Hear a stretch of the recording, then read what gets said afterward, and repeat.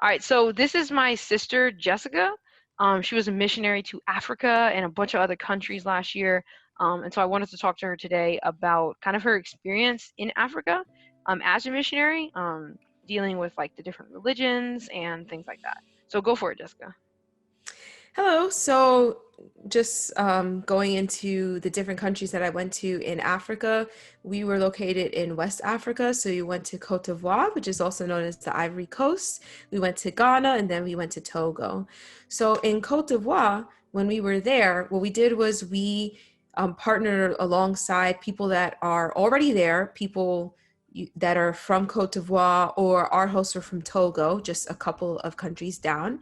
And one thing that we did was that we went to ports where truckers came in from other countries surrounding the area. So they would come from areas usually above the Sahara Desert where a lot of people, especially Christians, really don't have access to. I guess there are a lot of people that are Muslim there in those countries. And so what this particular ministry, what they did was that when the truckers would come in with loads, and after they drop it off, they usually would wait around. It could be days, it could be weeks until they get their next load to bring it back to their country.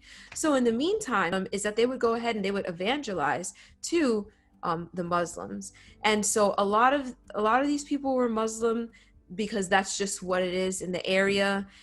It would be that everything is in Arabic, so it's not that anyone necessarily was reading and understanding what it is that they were believing.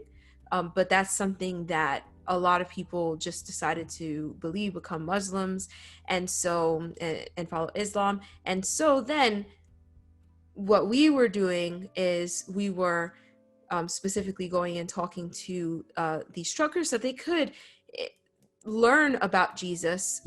In they hear about Jesus when it comes to their Islamic faith, but just the truth about who Jesus is. And so we would talk a lot about how it is that they can know for sure that they're saved, Hmm. because that's something that many would say that they were not sure. Although there was one person that we spoke to that seemed pretty sure, but for the most part, they usually would not be Yeah. very sure. And so that's where we would talk about. We would start out with the beginning, with Adam and Eve, and the fall, and sin entering the world, and Jesus coming and being the one to completely take away that sin, and how then you could know that you are saved because of what Jesus did. So that's something where if it is that they did choose to follow Christ and they wanted to know more about him, even though they were not going to be in the country for a very long time, what they would do is that the people in the ministry that we were partnering with, they would give them like a SIM card that they could put in their phone, and it Oh, has the okay. Bible as an audiobook, so they could listen to the Bible that way.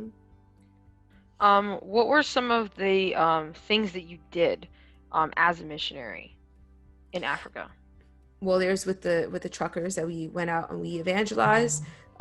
For a lot of what I did was children's ministry, so it would be like an after school program that is basically like a Sunday school class type of thing, where it would be that there would be a lesson, there would be songs, there'd be memory verses and games and things like that. So that's a lot of what we did in Cote d'Ivoire.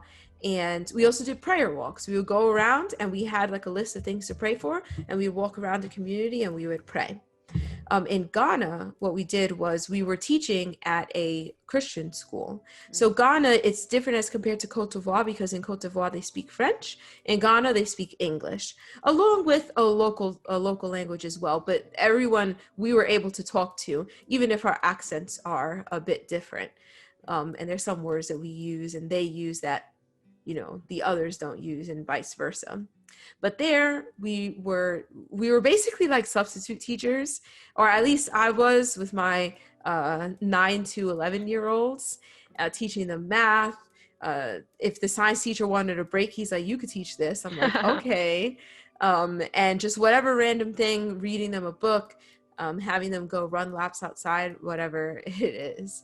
So there we had, I don't remember exactly what class it was. It might have been like a citizenship class or something, or maybe it was specifically about religion. I don't remember exactly, but we did have a class where we were going over different religions. And so we talked about Christianity, we talked about Islam, and there was something else that we spoke about as well. But yeah, but we spoke about different religions and what it is that they believe. So again, even though it's a Christian school, we're still talking about the different religions that people in the area actually did believe. Cool. So is there any like thing you would say to like, I mean, you got students who might be interested in being missionaries or anything like that? Well, I think that it's a great experience to be able to be a missionary, to go to other countries, to see like firsthand what it is that's being done in other countries, because it's very different everywhere it is that you go.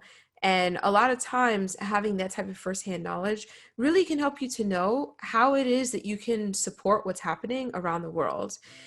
What are the type of ministries that it is that you can invest in, even afterward, like when it comes to supporting in a financial way or supporting in regards to prayer, because it's something now that you have relationships, you have people that you've met around the world, and now you know what are the struggles that people are going through, what is it that is needed in these different type of countries, and now you've had that experience of actually being there and seeing it and seeing how it is that you can help. And so short term, that's definitely something that I would say that you would be able to learn from mission trips. Long term is where you could actually become a part of what's going on.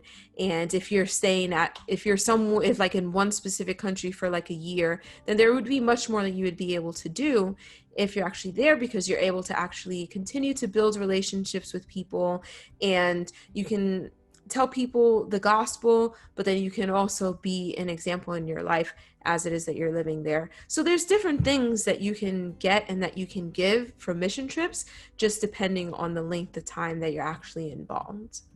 All right, awesome. Well, thank you, Jessica, for sharing that with us, a little bit about your experience as a missionary in Africa. And then I guess we will see you next time when we go to another country and have to talk about that. Sounds good. All right, bye. Bye.